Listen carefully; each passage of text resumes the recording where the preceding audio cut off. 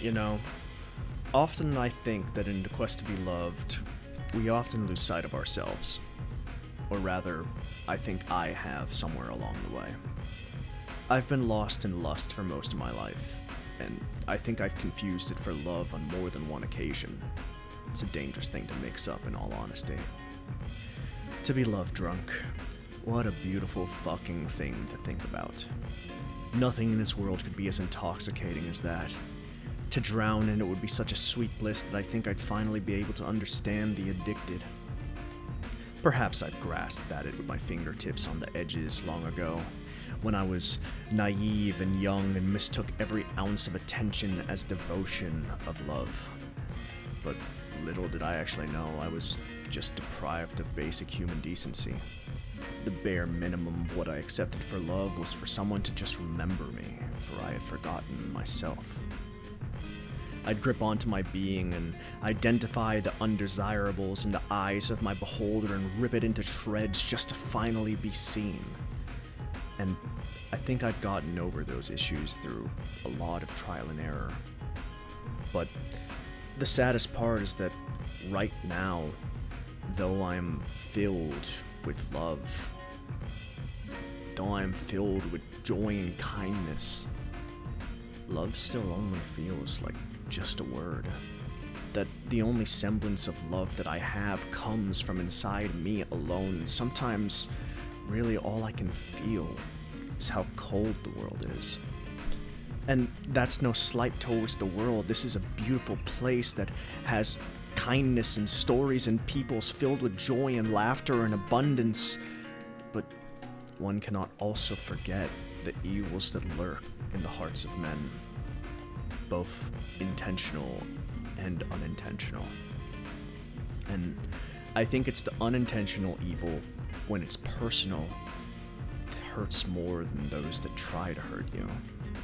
That sense of betrayal from those you may have looked up to at one point, to in real time see someone or something that you had foolishly put on a pedestal begin to rot away.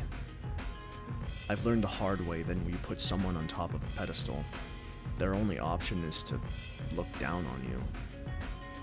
First it's butterflies, then it's cockroaches.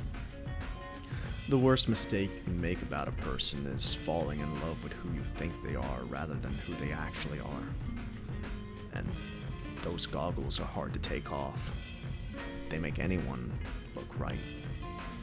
They say that in love, everyone is looking for the right person, but nobody wants to be the right person. Or maybe they just don't know how to be that. It's a lot of work. Are you willing to change to become that person? To be a person worth loving? It's rather cynic to think of it like that. Everyone is worthy of love. Everyone should be loved, but there are people in this world that only wish to perpetuate a cycle. I am a firm believer that the opposite of love is not hate, but indifference.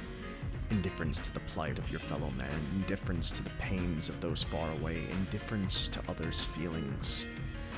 It is a fact that all that I love will eventually wither, but through it all, love will return in a different form.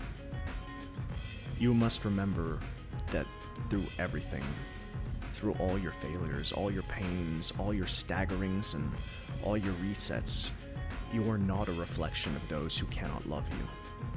The question you must, and I truly do mean must, ask yourself is, do you want love, or do you want proof that you are lovable? And the only one that can answer that one truly is yourself. You must know yourself. You can't search for people like you when you are hiding who you truly are. So all I say is, don't let whatever love has destroyed you isolate you for years. It damaged me too, I understand, but all the broken hearts in the world still beat. Solitude is nice for a moment, but not when it deforms your soul. I hope you're doing well. Your friend, Blue.